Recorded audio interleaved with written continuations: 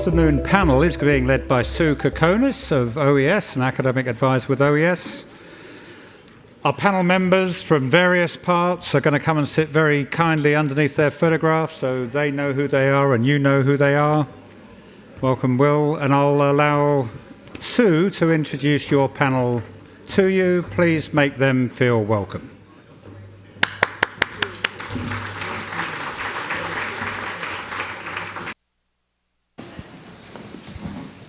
Student support, it's such a critical issue, and that was very inspiring to hear that our Vice-Chancellors are going on TikTok and that, more importantly, that our students are loving and responding it. That's great.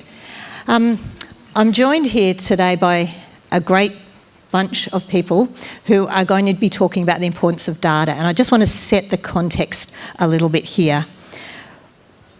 If our government is returned in this next election, there is a commitment to widen participation. So we will be looking at more equity groups coming to university and being supported. And those students that we were talking about this morning, that Paul LeBlanc was talking about, the 30-year-olds, the working, the mature age students who are really busy and time poor. And to Tim's point, they need a university that is really set up for them. And I think one of the big opportunities for AI is how we can enhance our student support and do it at scale. And we've been doing it in my own organisation, we've been doing a lot of pilots with AI, chatbots, and looking at how to do this in an ethical and an impactful way. And there's been lots of conversations, and we've been talking with people like our colleague Jason, who I've seen in the audience today, about where does it make sense for how do you support students so that it enhances their learning but it doesn't replace their learning? And with our staff, where do we use it so that it enhances the support they can give without replacing them? So in other words, that whole curly question about human in the loop. And I think as well as looking at shining examples, and we've been following Georgia State University for a couple of years, but Veronica, I'm terribly jealous because you've been following them for 6 years. As well as the shining examples within the sector, who's doing stuff really cleverly outside of the sector? Who's really nailed customer service and how are they using AI for that? And how can we learn the lessons from that and bring that into the higher ed space and use it really effectively? So all these questions about AI, and probably a really critical part of the puzzle, and Tim mentioned it a couple of times just before, is the type of data that you have. And we need good data. And we need data that tells us what actually matters for the students. And George is out there talking to students, which is fantastic. We've got a lot of data that we need to be able to understand so we can see what are the issues for students. That's really critical. We need data about the predictive modelling. If we're going to predict how they're going, how can we make sure that we're targeting them at the exact right time? And we also need good data so that we can measure how effective and impactful our initiatives are. So data is really critical. So I'm delighted today to be joined by a panel that is really into data. And so I'm going to introduce, we've got Associate Professor Gemma Cadby, who's our Data Program Director for ACSES, which is, because I don't like acronyms, is the Australian Centre for Student Equity and Success. We've got Will Stubley, the CEO from Year 13, who's going to talk to us about all things for young people, not just university pathways. I've got Sarah Bendall, who is a newly minted First Assistant Ombudsman for the National Student Ombudsman, and they've got about, I think you said to me, 2 months worth of data about student complaints or student issues, so hot off the press we'll be able to see what are the issues that students are raising. And I've got Charlsey, who is doing this, who's the CEO for MortarCAPS, and is doing a very interesting program about data standardisation. So, without any further ado, I'm going to kick off. Sarah, I'm going to start with you. Tell us a bit about your new role and its priorities. Sure, Sue. Hi everyone, it is very exciting to be here. As Sue said, the National Student Ombudsman has only been open for 2 months. I still feel very new into the sector and have that excitement of being able to come up here and join the conversation, in particularly about something so important as how we can maximise the value of AI to improve the student experience. So a little bit about the NSO before we get into the really substantial part of the next 40 minutes. Hopefully most of you will know about it already. So keeping it pretty brief, the National Student Ombudsman is a new place where higher education students can go to have their complaints about higher education providers resolved. So we are very much into data, but we're even more into dispute resolution for students. Our priorities are absolutely using our tools to resolve each individual dispute, but maximising the power of student voice to affect systemic change or support the sector to affect systemic change so students don't have to complain in the first place. And tell us, from your viewpoint, what type of issues are students raising? What's on the front of mind for our students? So I knew you were going to ask me this, so I did a little bit of research into this in advance, and forgive me if the answer to this one is a little bit long, but I do think that this is probably the most important thing I can contribute today. We have received over the last 2 months around 620 complaints from students, which is what we expected at this point. We'll probably get more as the semester goes on and more students need to call on some of those administrative processes that Tim was just calling out as being part of the problem. 80% of our complaints are from students from university. 20% of the complaints are from international students. In terms of AI, interestingly, not a lot of complaints actually about AI, but so there are 5. And they all relate to Turnitin, the AI detection software. I'm seeing lots of nods in the audience, so this is clearly already something that everyone knows about. These complaints actually involve other factors which are really speak to some of the challenges and I guess the realisation that Tim was talking about before, in that university processes or higher education provider processes really set students up to fail. And I'm going to read a statement from one of the students with the AI complaint because it just suggests some of the broader issues. So this student says, and this is a student who had to go through an appeal process because they were wrongly accused of the use of AI in their assignment. So this student says, "Please consider how the language in this accusation affected me up until the time I was exonerated. The university did not offer an apology for using untrusted, unreliable AI investigative tools to allege misconduct. In summary, I was accused of using AI in an assignment. This was dismissed after an investigation, but the trauma and anguish of being called a cheat using uncredited, unrecognised AI detection software was inexcusable."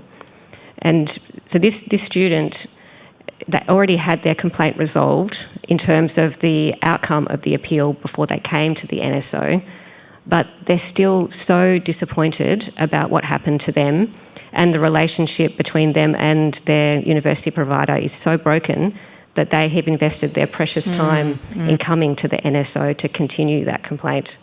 So I think it just brings to light just that realisation that that university processes sometimes can really set students up to fail. In terms of the top issues, I'm going to go through the top 3 pretty quickly, and then I'm going to give you 5 general observations from all of the 608 complaints. So the top one is definitely no surprise because we've just had Tim talking about it.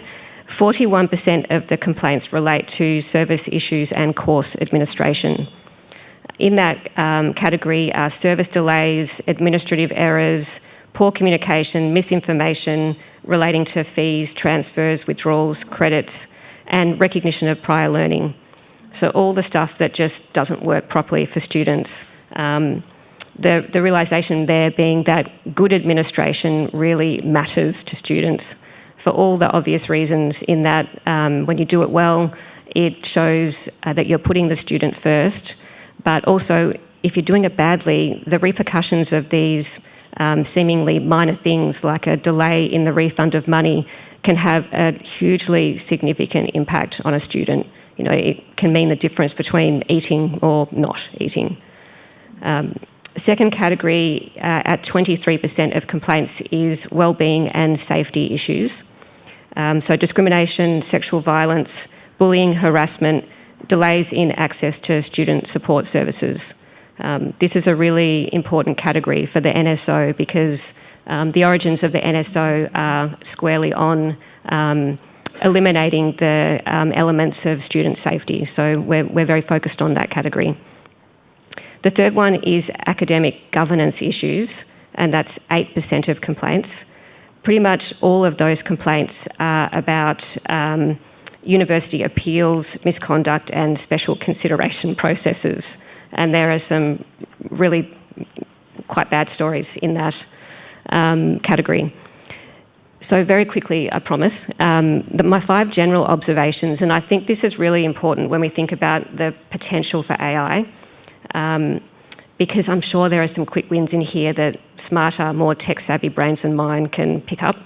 The first general observation is that I think it would be great if higher education providers could figure out the best way of promoting their complaint services at the right time for students, because many of the complaints that come to us prematurely are happy to go to a provider once we tell them that that's the best place to start. They just don't know that they can do that. Many of the complaints that come to us are complex and involve students with difficult life circumstances. I think, you know this already, but many of the students that come, their lives are such a fine balance that when one thing happens in their life, it tips everything out of scale and they can't cope with getting an assignment in on time. That could be short-term illness, bereavement, financial crisis, victim of a crime, for example. And when that one thing happens, their life is very difficult to get back on track. And so it's within that context that many of the complaints about special consideration and misconduct arise. Third one is that student processes relating to appeals, misconduct and special consideration really could be improved. Many of the complainants don't feel that the provider has listened to them, or they perceive the processes to be chronically unfair. How universities or providers communicate in those processes to students. You heard that story that I read before about the student alleged to have committed misconduct with AI. And students feel overwhelmed by these processes. They're just so hard for them to navigate, to get the right evidence in the right time frame, to actually understand what they're supposed to do is really challenging for them. Very quickly, fourth one, accessibility of student support services. And the last one is there's a lot happening in workplace integrated learning and placements. This is a feature of complaints that crosses all complaint categories, from bullying and harassment to unnecessary bureaucracy to alleged misinformation. It's everywhere. Thanks, Sarah. It's sobering, but they all seem relatively fixable. So, and that's probably the opportunity here, isn't there? Absolutely. Yeah. I think that's definitely, there's definitely potential for AI to transform some of those lower level complaints. Yeah. Oh, that's great. Thanks, Sarah. I'm going to throw to Gemma now. Gemma, you work particularly with equity students and you work in the data and trying to make sense of the data. What sort of state is our data in for equity students?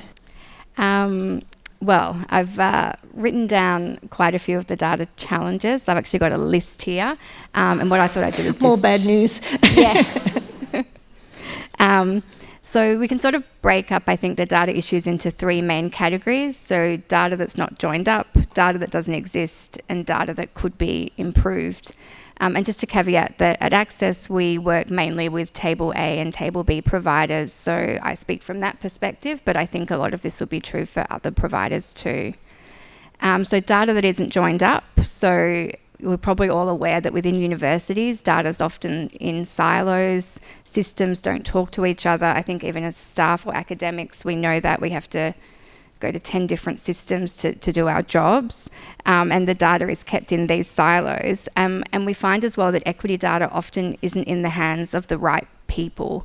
So maybe it's within the strategy, marketing, operations team, and maybe not with the equity practitioners who actually need it.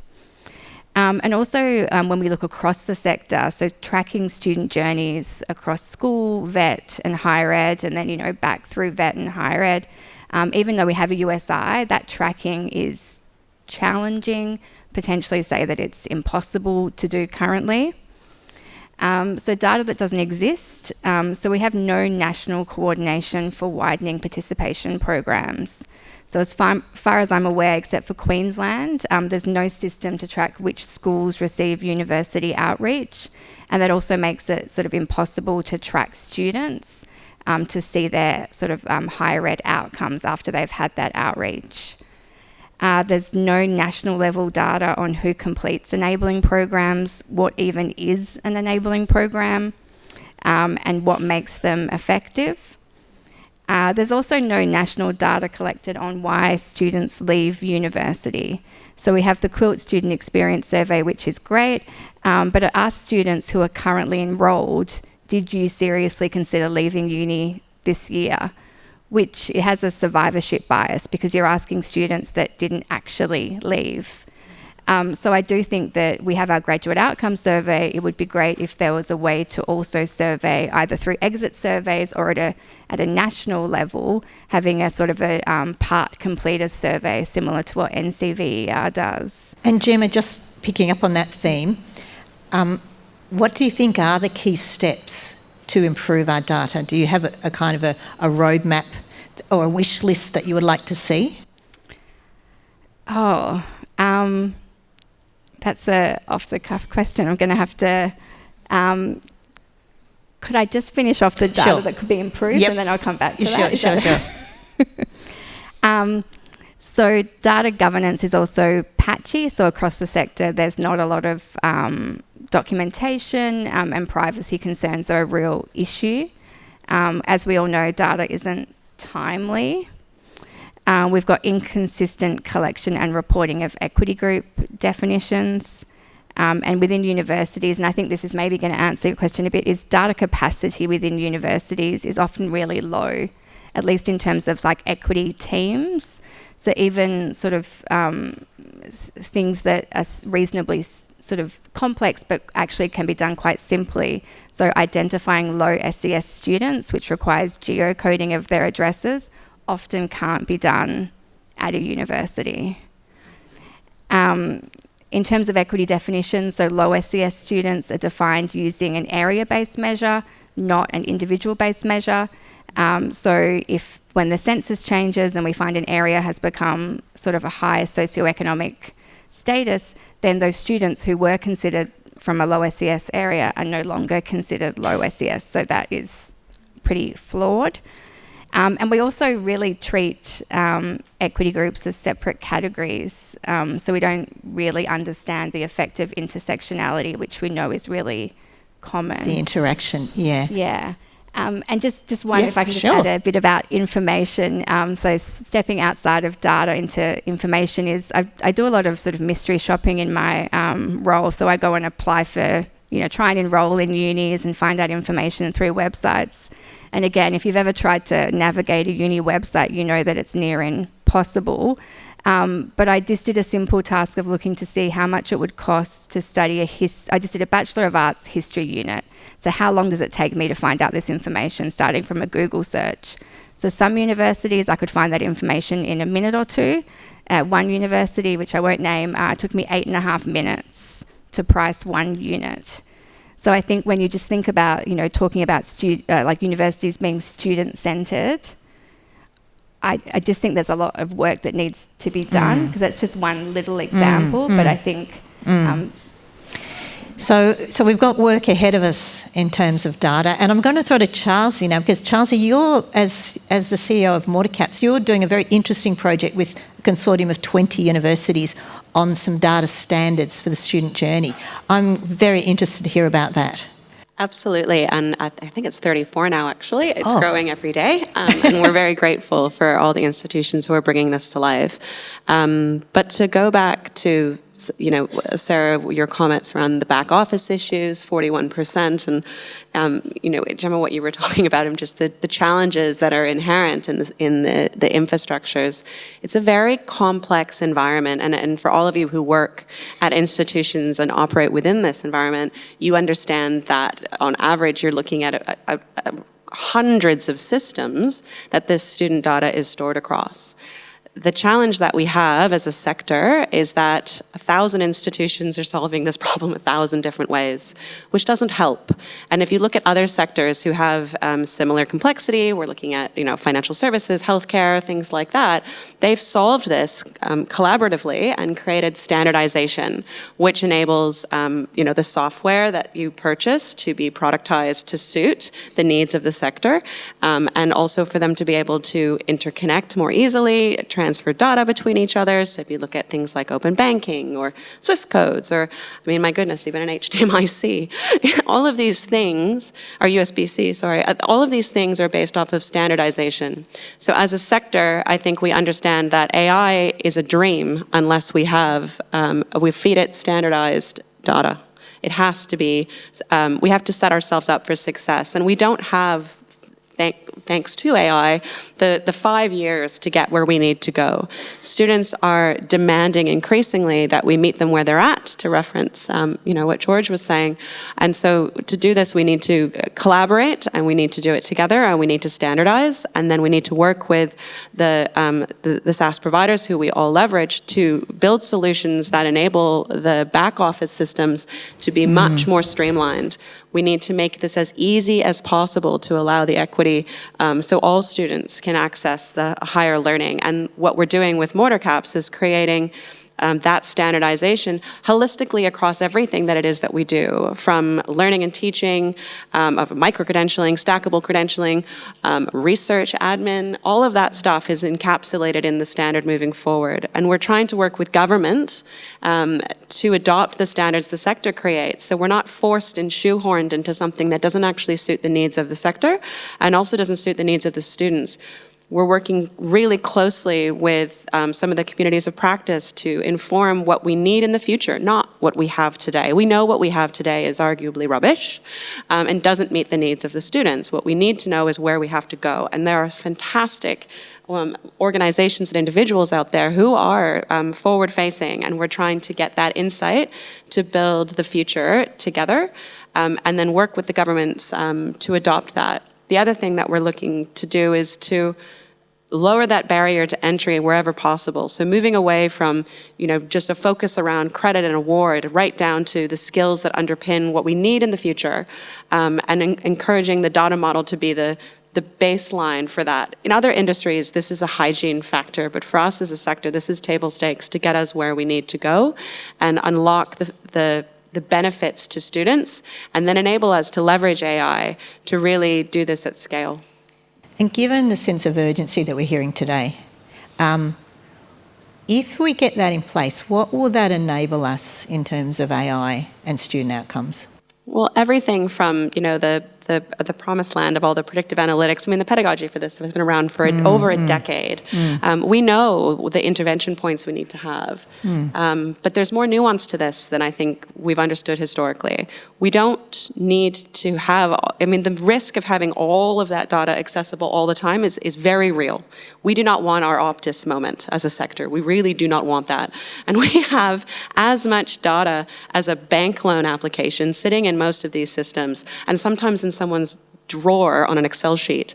And this is a real fear, and it should be a real fear for the sector. So what we need to do is align behind something, work together to enable that to be delivered. And this is why we're crying out for university leaders like your vice chancellor groups to understand every initiative you have is underpinned by data. every strategic initiative. And every strategic initiative will be unlocked by collaborating across the sector and achieving that goal. So whether it's your well-being, support, retention, whether it's your financial sustainability, God knows we're not getting as much money as we used to as a sector, whether it's from international students, or whether it's from the private sector, whether it's reporting, the government reporting, the dream and ambition of the National Skills Passport, all of that can be realized if we align together behind a data standard and then the things that come off the back of that. So what comes off the back of that is something like open banking. Now, can you imagine conceptually what that would mean for this sector? Whether it's your research data, being able to track where that goes, to the students being able to hop between us seamlessly and stack those credentials that they're working really hard to generate, and the reporting that Sarah could be enabled to access as well. All of that is realized if we collaborate. So, Charlsey, if I'm a senior leader sitting in the audience there, and there's lots of fine ones here today, what's the one thing that they could do to get behind you on this? It's a call to arms, really. We need you. We need you to push this forward, to speak to your senior leaders and your IT teams. But more than that, we want your learning and teaching experts to tell us what we need. You don't need your IT teams to develop this in isolation. We want the communities of practice. We want the forward thinkers. We want your researchers who are doing a lot of work in the spaces that we know would enable students to come forward and to tell us what we don't know. And then adopt it in anger. There are the institutions who are leveraging this are getting benefits every day, and we want you to do this collaboratively. And if you are able, join us in building the standard. It's a collaborative effort. The amount of time and energy that the institutions who are working with us are putting in is incredible. They meet for 2 hours every week to build this out, and they've done it in 3 months. That's incredible. So please put your hand up to join us, and if you can't participate in building it, then at least leverage it in the implementations and the adoption of the technologies that you're currently using. Great, thanks, Charlsey. I'm going to throw now to Will. Will, you're the CEO of Year 13. Do you want to tell us a little bit about your mission and how data underpins that? Yeah. So I guess we're probably the practical application of what we're talking about. The session just before was perfect. So Tim, basically what you explained is largely what we do. But our mission is upgrade the school to work transition. And so the framing of data and AI for me, there's sort of two major framings. It's the social impact and the economic impact. I will do a small plug. There is a research paper that we partnered with HEDx on out the front if you're interested. But it goes into, so largely we've been focused on the social element. So Year 13 was founded, unfortunately one of my close friends had a particularly hard transition out of school, got a little bit too much for her, and she actually ended up taking her own life. And so largely our business, which is now 13 years, funnily enough, was focused on the supporting the students through that journey. I think what we've learnt more and more is what starts off as a relatively small problem for the individual becomes a much bigger problem for really everyone, depending on how far down the value chain you go, especially from an economic sense. So, we've been talking today, you got retention problems, well, you got retention rates both in the higher education sector and the vocational sector costing a lot of money. You've got skill shortages, labour shortages in industry, all the way up to the government point of view where you've got pretty serious challenges. And so for me, this topic's actually really exciting because it's the lens on top of what I guess we're talking nuts and bolts stuff of if you fix these problems, you're talking massive impact both socially and economically. And I think the example that Tim was talking about in Georgia is really the opportunity that you've got. So for me, that's where there's sort of two sides of this conversation. How do we do it and why do you do it? And so we're sort of in the middle. Yeah, that's great. Okay, we were talking, I think we were all referencing Georgia's great talk before. What resonated with you from the Georgia State project? I'm just going to throw it to the floor. I can go. Sarah? So much resonated with me. It's such an exciting example of what is possible here in Australia. A few things from my perspective. I think, first of all, the insight from Tim at the end that don't wait for the perfect time to do something, just get on and do it. Or the perfect data, probably. Or the perfect data, just get on and do it. I think that's really great advice. I know from the podcast that Georgia State saved $21 million a year for students just by helping them to complete their courses on time. And I was thinking about that in the context of Australia, where we're seeing more and more students go part-time because they just can't fit study into their lives. So I imagine how great it would be if we could save students time and money. I was thinking about Tim's idea, I think maximising the idea of the chatbots. And I know we've started to do that in Australia. So how we use technology to provide help to students in real time. And I imagine what that might look like if we expand on that idea. So a few thoughts from me. Great, thanks, Sarah. Will? Yeah, maybe worth explaining how it can be used, and I think that was the example there where, I guess the problem statement is how do you do personalised support at scale? And so for us, for example, we've got 2 million students, we're in 50% of every high school in Australia, 150 industry partners. So in Australia, decent scale. We've launched in the US, funnily enough, in Georgia and North Carolina. And so the problem statement we've had for ages is, if we talk about the data problem, is we've always had two large data sets. You've got the student side, so what the interests, goals, aspirations are, academic transcript. Even on an individual basis, there's up to 14,000 data points that you could put on that. If you combine that with the other side of the data set, which is the labour market, you've got the changing world of work, you've got all the pathway changes, all the stuff that's been talking about. So on a one-to-one basis, that's almost an impossible job to be unbiased, fully comprehending what the options are. So in Australia, the recommended student to advisor ratio is 250 students to the one career advisor. On average, it's 560, which means that there's a lot worse, there's a lot better. In America, it's about 360 on average. So it's almost this again, to be sort of provocative in some ways, it's almost an impossible job for a human. And so there's these problem statements that come across this journey of where is technology best used? And this is the opportunity where really we used to solve that with content, and now you can actually run a large language model in between those two data sets to provide personalisation, which is sort of what was talked about. And I think that's where it's going. Where is the technology and tooling a solution, and where is the humans a solution? I think that's the context I was talked about before was how do you sort of break down that ratio problem? Even if you can go tooling or AI or whatever it is can do 50, 60, 70% of students by themselves, that means that the human can focus on the 30%, 40% that really need it.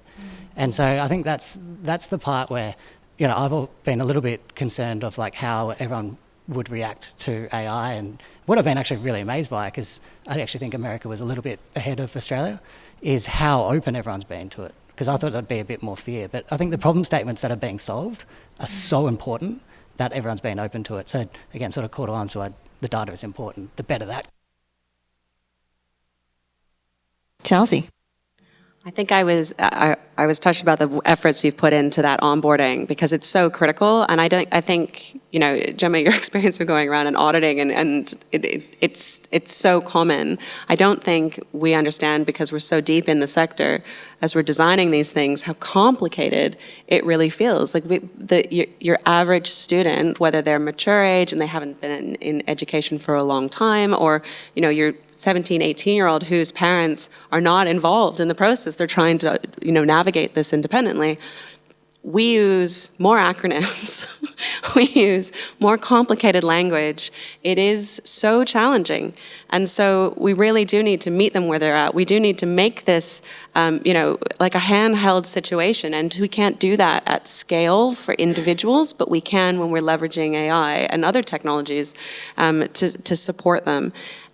I want to get to a situation where we're not sitting here looking at reports about the students we've lost, but we're catching them before we lose them. So moments where if you're seeing a student who's accessing counseling services regularly, is that a point to check in and see if they need support?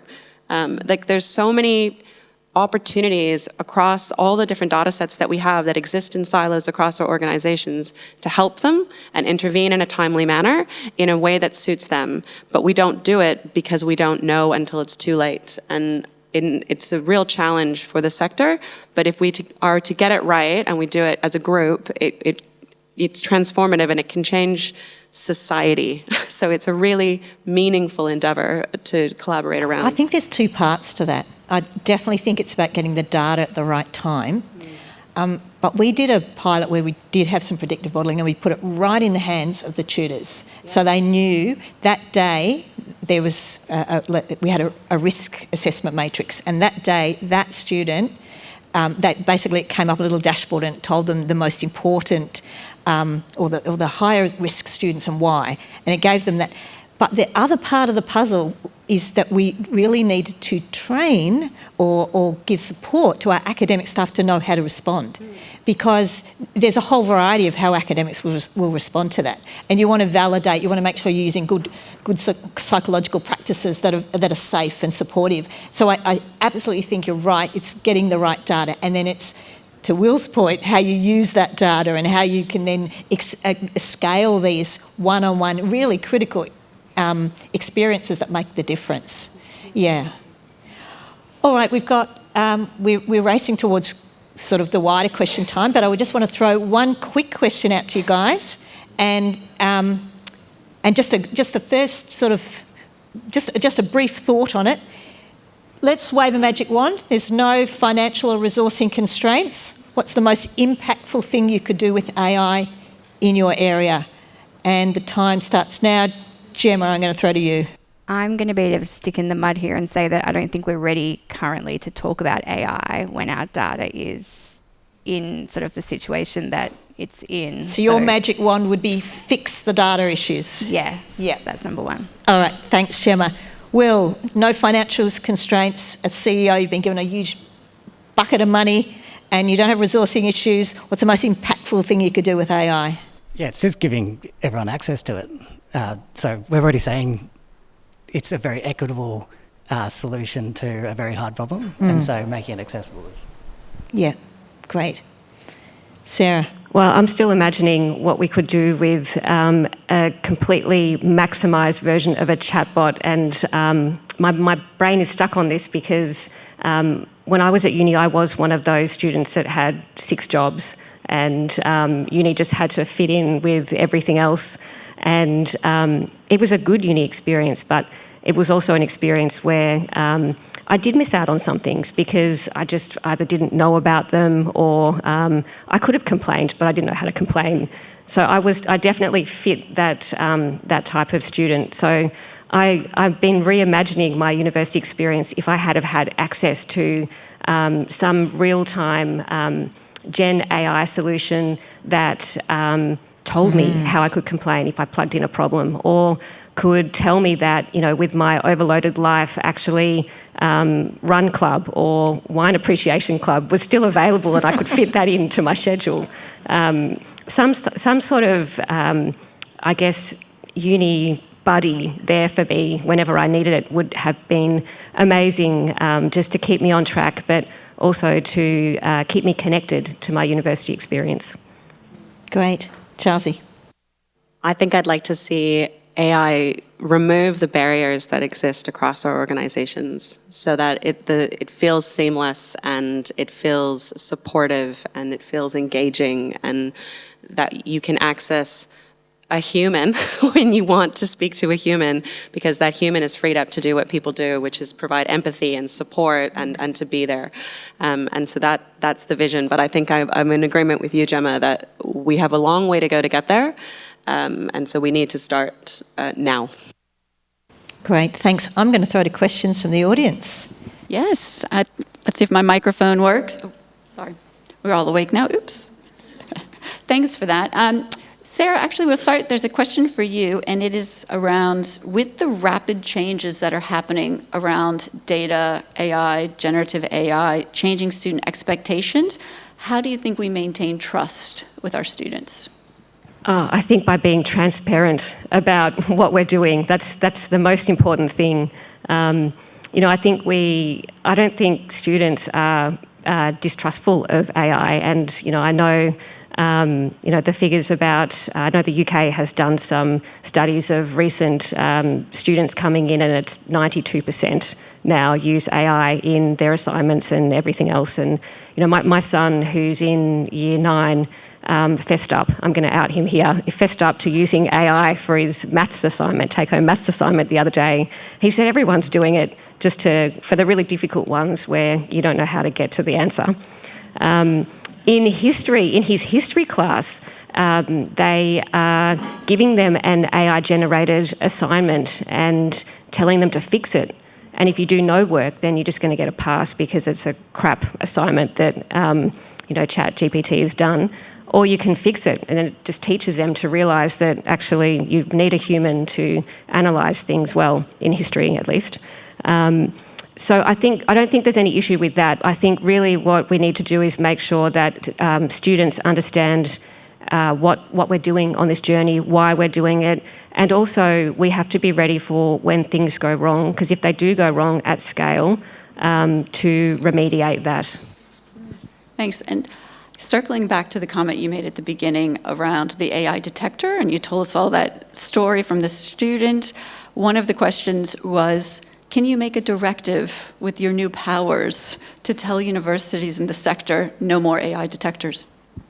Well, it is definitely not my place to be that blunt. And actually on that one, I know that a lot of unis have opted out of using Turnitin, and I think that's probably a good move, and have developed more sophisticated ways of incorporating or teaching students what's appropriate and what's not, and incorporating different ways of testing whether a student's work is actually their work. But we do have powers to make recommendations through formal investigations and systemic investigations, and then we track what the higher education provider does in response to those recommendations. But for that one, I think the higher ed sector's already taken action, which is great. Are there any questions in the room? Yes, congratulations, you get the prize. I'm going to bring you the microphone so the people online who are not having a very good time today, and we do apologise to them, the live stream keeps dropping out, can hear you. Do you mind passing that along? Thank you to the panel members. The idea of getting the right data to the right people, great idea. How does that work with privacy legislation and responsibilities? And should we be really concerned that an increasing number of lecturers and especially tutors are casual now, which probably means they're a little bit more distanced from understanding their responsibilities? I might have a go at answering that.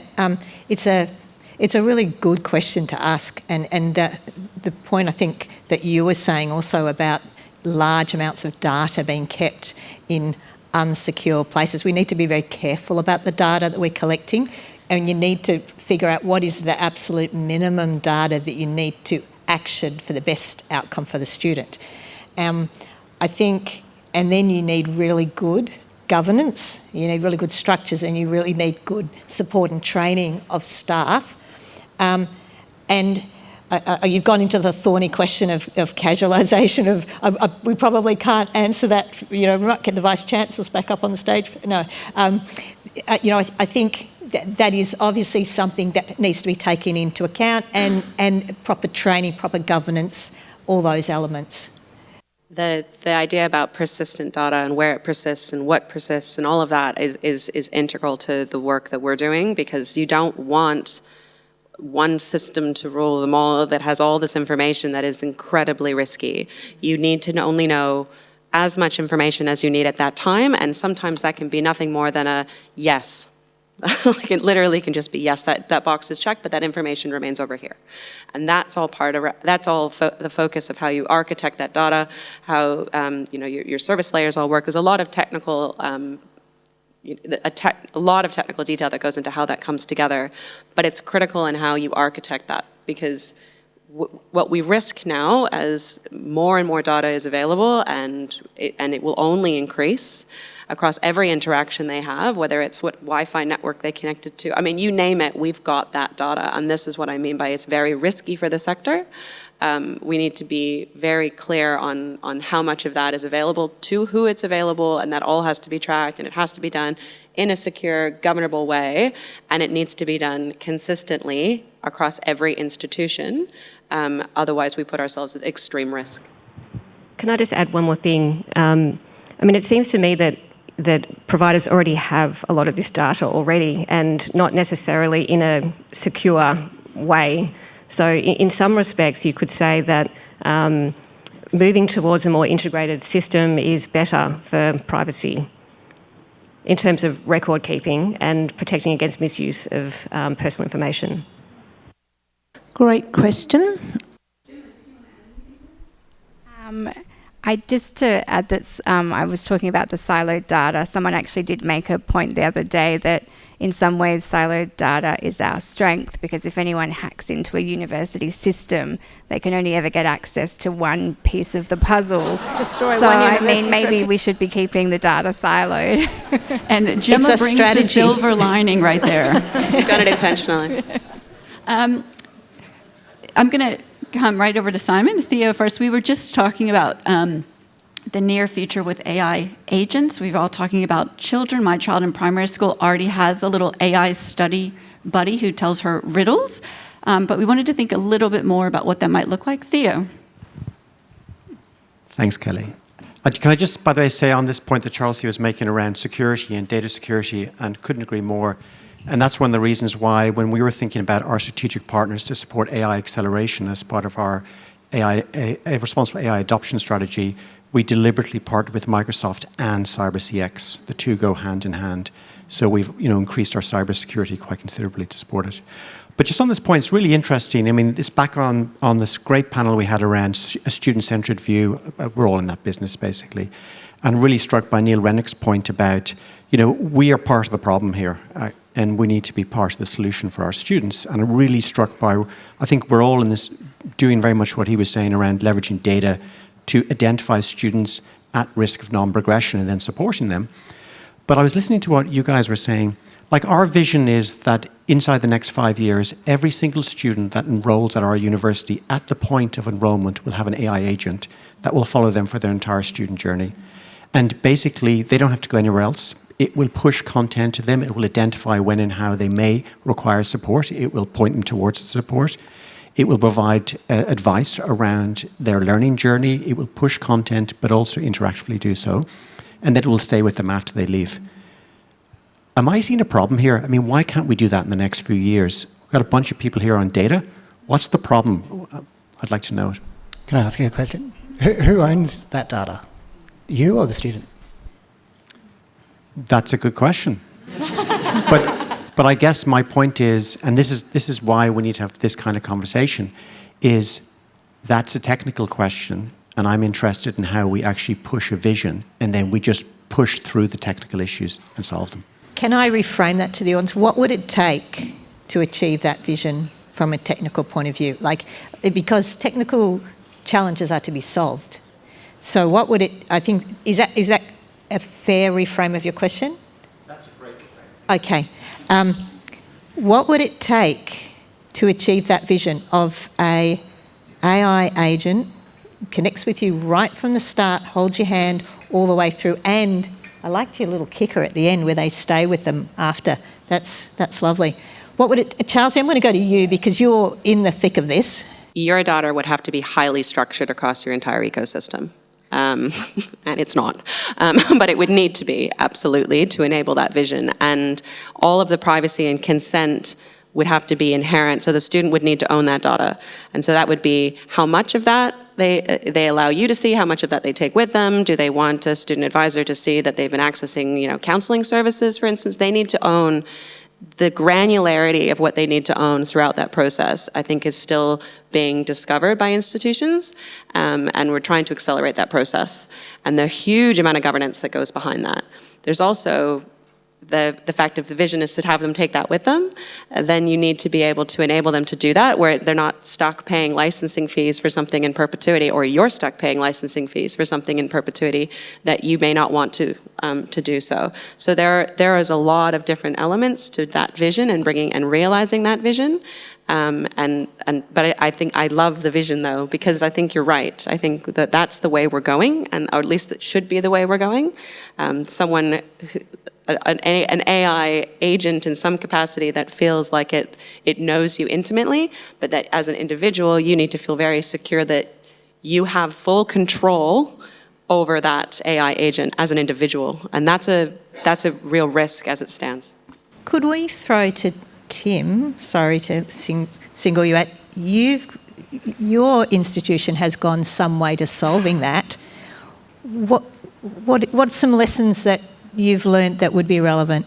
Yeah, I think that in some ways we've been approaching that at Georgia State. We now have the chatbot that is AI enhanced that students get when they first get admitted to the university to help them through the matriculation process. That same chatbot, the same platform, stays with the student throughout their degree program. We use it to nudge the students to complete forms and help financial aid, but they use it to ask questions. We get about 180,000 questions every month through that platform from 40,000 undergraduate students on it.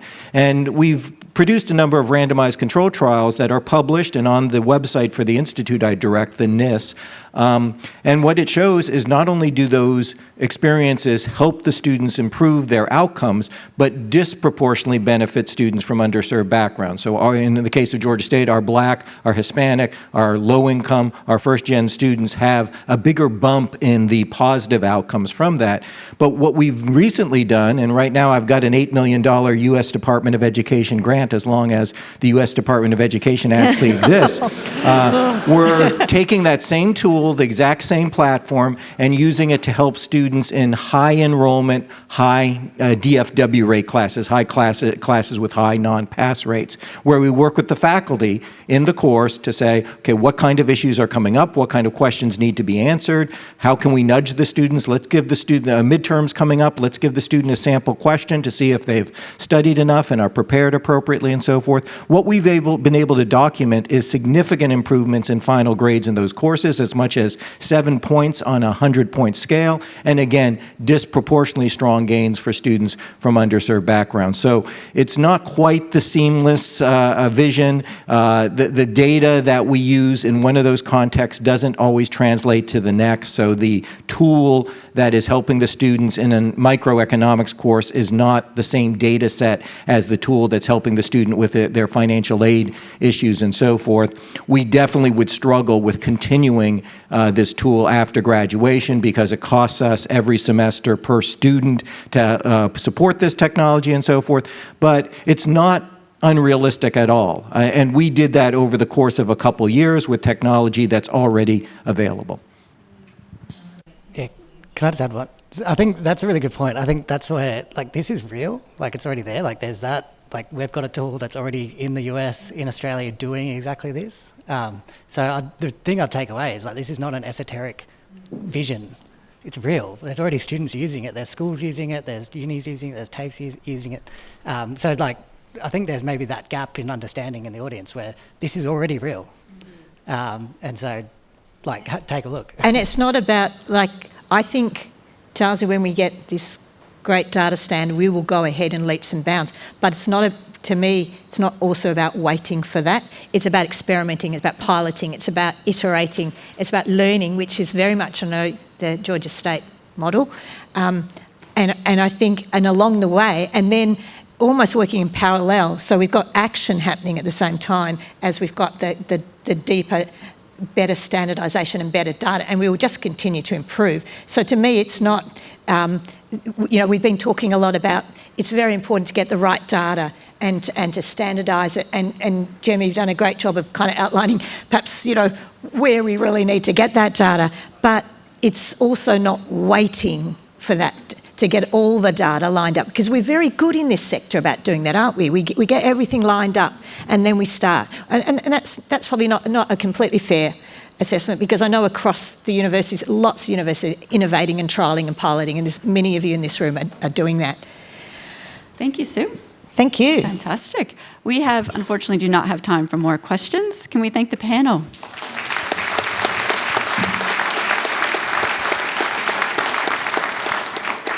And we're bang on time, everybody. Thank you very much to Sue Kokonis and all of that panel for picking up on some of the issues that Tim and George and Veronica crystallised from a leadership perspective by then getting under the hood of the real practical issues around data and how AI can help deliver that student support.